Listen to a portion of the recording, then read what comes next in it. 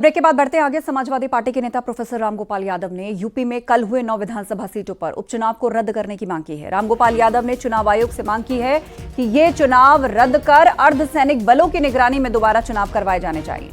रामगोपाल यादव का आरोप है कि ये चुनाव समाजवादी पार्टी और बीजेपी के बीच नहीं बल्कि सपा और अफसरों के बीच हुआ। उन्होंने पुलिस पर ज्यादती के आरोप लगाए। रामगोपाल यादव ने कहा कि मीरापुर, कुंदरकी, सीसामऊ में मुस्लिम मतदाताओं को बंदूक की नोक पर वोट डालने से रोका गया।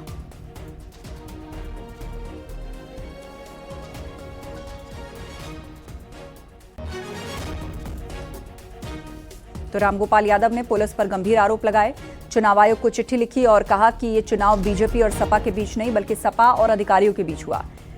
मुस्लिम इलाकों में वोटर्स को बंदूक की नोक पर वोट नहीं डालने दिया गया, उनको वोट डालने से रोका गया।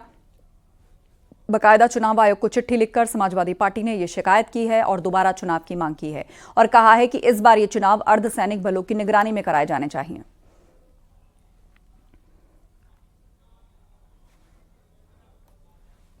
तो बंदूक की नोक पर वोट डालने से रोका गया, आरोप लगाए रामगोपाल यादव ने पुलिस पर और कहा कि मुस्लिम मतदाताओं को बंदूक की नोक पर वोट डालने से रोका गया। मीरापुर, कुंदरकी और सीसामऊ में मुस्लिम मतदाताओं के साथ इस तरह व्यवहार किया गया और उनको बंदूक दिखाकर डराया गया, उन्हें वोट नहीं डालने दिया गया।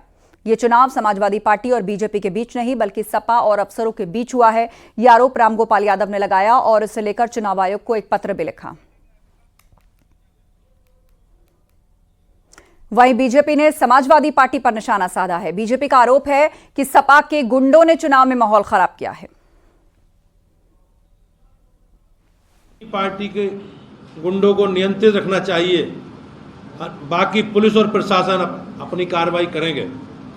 उपचुनाव वाले क्षेत्रों में समाजवादी पार्टी ने बाहर से बुलाकर जिस प्रकार से अराजक तत्वों को बुलाकर चुनाव को प्रभावित करने की कोशिश की है वो हम सबके सामने है। जिस प्रकार से बुर्का पहनकर महिलाएं फर्जी वोटिंग कर रही हैं वो भी कहीं ना कहीं आपके सामने आया है। मैनपुरी में सैफई परिवार और अखिलेश यादव के गुंडे फिर से आतंकवाद का माहौल बनाने का प्रयास कर रहे हैं। इसे न सरकार बर्दाश्त करेगी, न भारतीय जनता पार्टी, न उत्तर प्रदेश की महान जनता।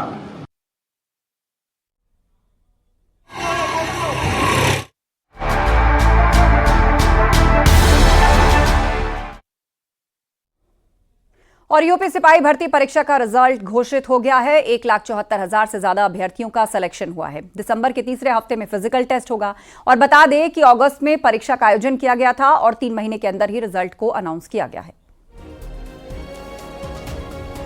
तो यूपी पुलिस भर्ती परीक्षा का रिजल्ट घोषित कर दिया गया है। दूसरे चरण में 30 और 31 अगस्त को परीक्षा हुई थी। 28 नवंबर 2024 से डॉक्यूमेंट वेरिफिकेशन होगा। यूपी पुलिस भर्ती परीक्षा का रिजल्ट आ गया है। जल्द ही फिजिकल टेस्ट भी होने वाला है। अगस्त महीने में इस परीक्षा को ऑर्गेनाइज कराया गया था। पहले चरण में 23, 24 और 25 अगस्त को परीक्षा हुई थी। अब बहुत जल्द फिजिकल टेस्ट होगा और उसके बाद यूपी पुलिस को नए सिपाही मिलेंगे। सामान्य वर्ग के लड़कों का कट ऑफ 214 रहा। 3 महीने के अंदर रिजल्ट घोषित कर दिया गया। सिपाही भर्ती परीक्षा में कट ऑफ कितना रहा वो हम आपको बता रहे हैं। जनरल कैटेगरी के लड़कों का 214, सामान्य वर्ग की लड़कियों का कट ऑफ 203 और इकोनॉमिक वीकर सेक्शन लड़कों का कट ऑफ 187, ईडब्ल्यूएस लड़कियों का कट ऑफ 180 रहा।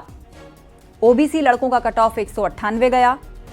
ओबीसी लड़कियों का कट ऑफ 189 और एससी लड़कों का कट ऑफ 178 गया। एससी लड़कियों का कट ऑफ 169 गया। एसटी लड़कियों का कट ऑफ 136, एसटी लड़कों का 146 गया।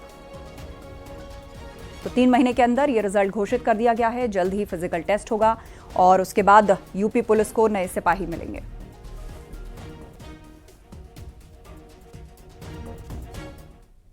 उधर सीतापुर में प्रेमी जोड़ों के शव मिलने से पूरे इलाके में सनसनी फैल गई। प्रेमी प्रेमिका के शव लड़की के घर पर लटकते हुए मिले हैं।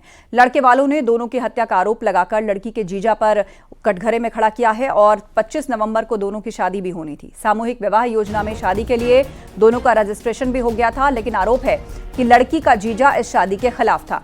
3 दिन पहले भी लड़की के जीजा ने दोनों को मारने की धमकी दी थी। ये वारदात महमूदाबाद के भिटौरा गांव की है। तो सीतापुर प्रेमी जोड़े की संदिग्ध परिस्थितियों में मौत हो गई है। लड़की के घर लटकते मिले हैं दोनों के शव।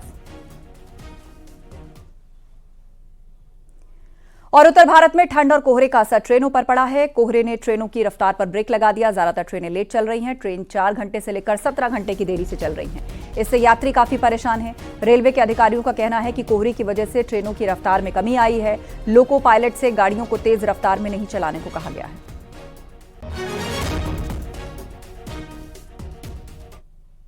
कोहरे का असर ट्रेन के संचालन पर साफ तौर पर देखने को मिल रहा है।